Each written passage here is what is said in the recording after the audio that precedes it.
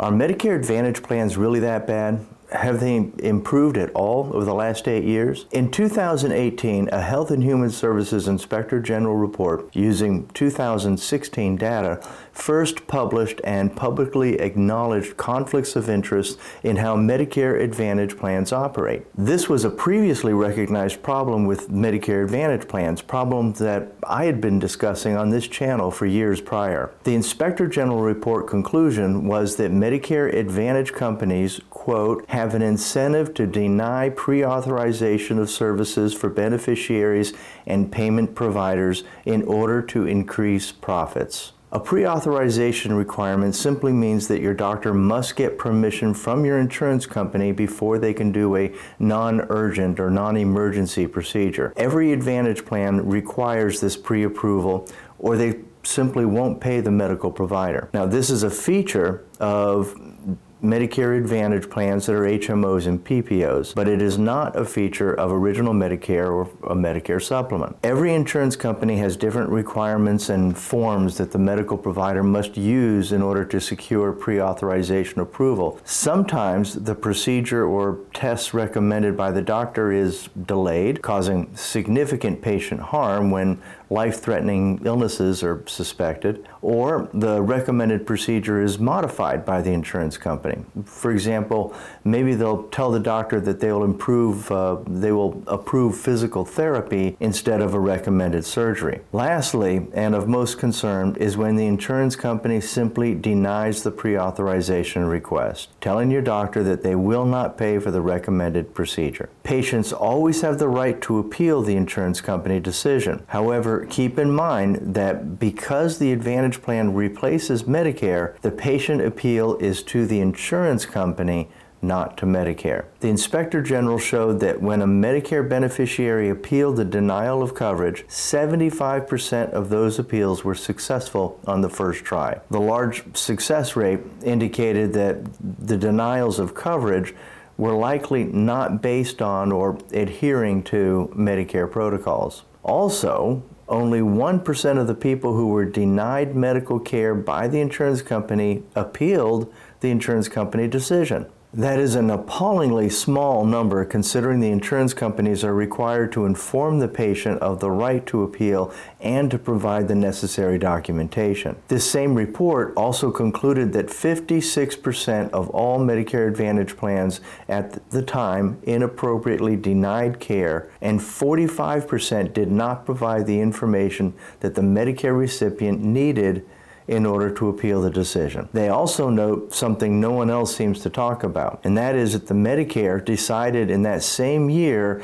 that abuse of pre-authorizations will no longer be reflected in the star ratings, leaving the consumers blind as to whether their insurance company is likely to deny pre-authorizations. Change in star ratings still exists today. But that was 2016 data. It was a long time ago. So in 2022, a different Inspector General for the Health and Human Services reported on Advantage plans, and this new 2022 report used data from 2018. Now, in that report, the Inspector General noted that the Centers for Medicare and Medicaid Services, CMS as we know them, as of March of 2022, quote, has not yet implemented the Inspector General recommendations detailed in the 2018 report.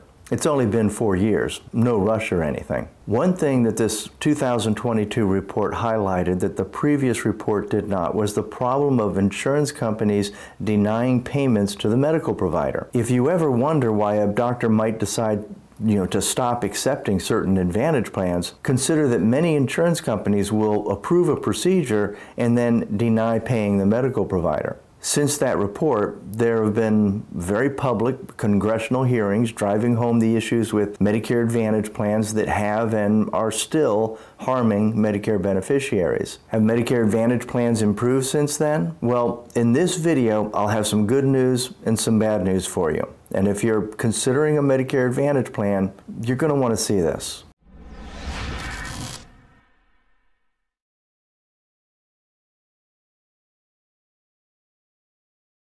Hi, I'm Matthew Clausen, CEO of MedigapSeminars.org. We are one of the country's premier insurance agencies specializing in Medicare. In fact, I'm licensed in every state except Massachusetts. And our services are free to you, the consumer. So reach out to us for expert guidance. You'll be glad you did. If you learned from this video and you want to see more of my content on Medicare, please press the like button below and subscribe. Also, select the bell icon so that you'll be notified when new videos are published. If you're already a subscriber, thank you. But please check the bell icon, as YouTube may have changed your settings. We've noticed that many of our subscribers are not being notified when new videos are posted. If you've made it this far, you're likely interested in learning more about Medicare Advantage plans. One mistake I often see is when people try to compare Medicare Advantage plan benefits to having original Medicare plus a supplement. It's the old Advantage plan versus supplement argument. That's a mistake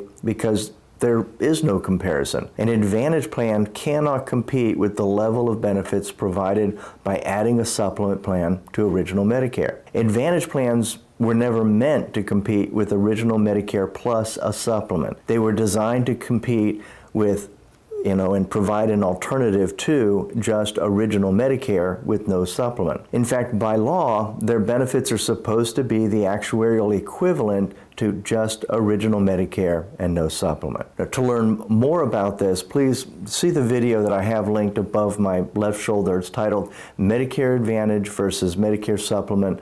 Most people get this wrong. Please understand, I'm not bashing Advantage plans. They have their place within Medicare, even if they could do a better job of working in the best interest of the consumer. This video, like all my videos, simply lays out the facts so that you can make an informed decision. So now, let's look at the more recent data. In August of 2024, the Kaiser Family Foundation, it's KFF.org, published an article updating the situation with Medicare Advantage plans and prior authorization requests. They noted that in 2022, Medicare Advantage plans exceeded 46 million prior authorization requests, the largest number of pre-authorizations ever. However, there are also more people on Medicare plans than ever before. So the data showed that there was, on average, about 1.7 prior authorization requests per enrollee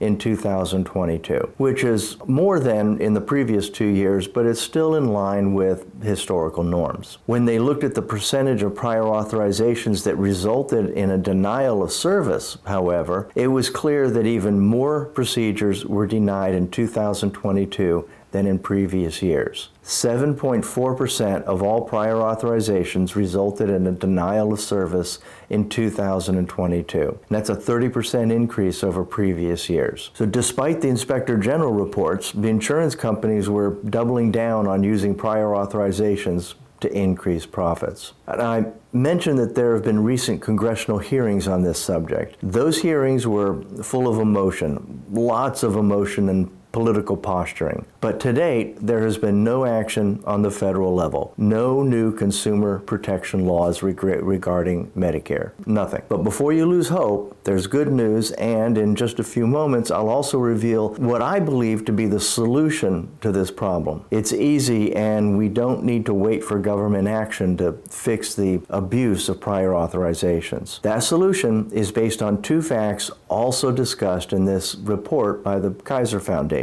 The first is that nearly 85% of the time when the patient appealed the denial of care, the denial was successfully overturned. That's more than the 75% originally discussed 8 years earlier. It indicates to me that insurance companies are not taking the criticism from Medicare, Congress, and the public seriously. The good news is, however, that 10% of the denials of coverage were appealed by the consumer. 10%. That is huge, and it's way up from the 1% it was in 2016. Consumers are starting to realize that this is just one big game with the insurance companies. They can make you fight for the care that you deserve, but in the end, if you fight back, you're going to win.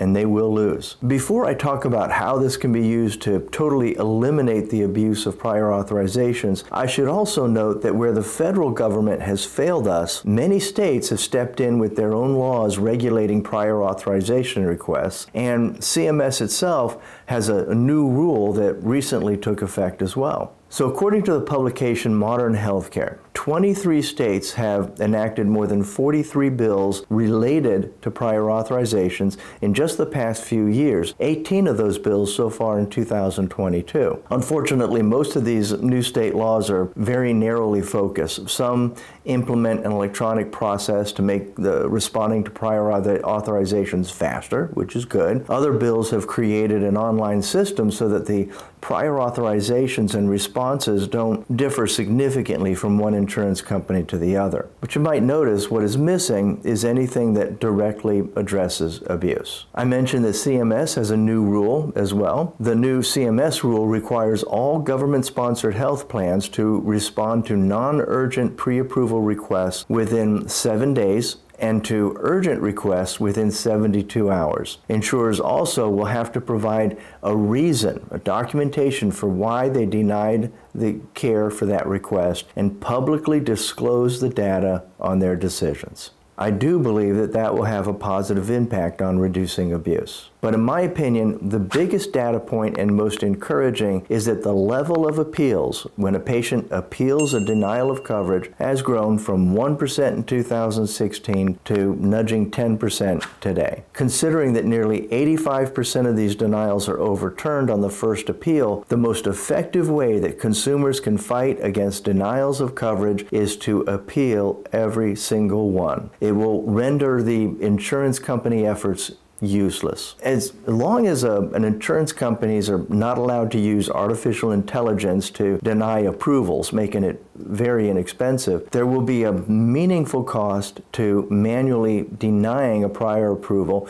and then to manually handling the appeal. Consumer awareness is the key. If 75% or more of all the denials were appealed by the consumer, the cost of creating and processing a denial of coverage and appeal would become burdensome to the insurance company. Their game would no longer be worth playing. Medicare has a great booklet on how to file an appeal, including how to get help when you need it. And I'll have a link to that publication in the show notes below. What we need to do is to make certain that everyone with a Medicare Advantage plan and prescription drug plan and every doctor who works with Advantage plans knows that they have the right to appeal and that their appeal will very likely be successful. When everyone appeals every denial, the abuse will no longer be cost effective to the insurance company and it will end. So pass this along. Share this to everyone on Medicare. We don't need to wait for Congress to solve the problem for us. I'm Matthew Clausen at MedigapSeminars.org.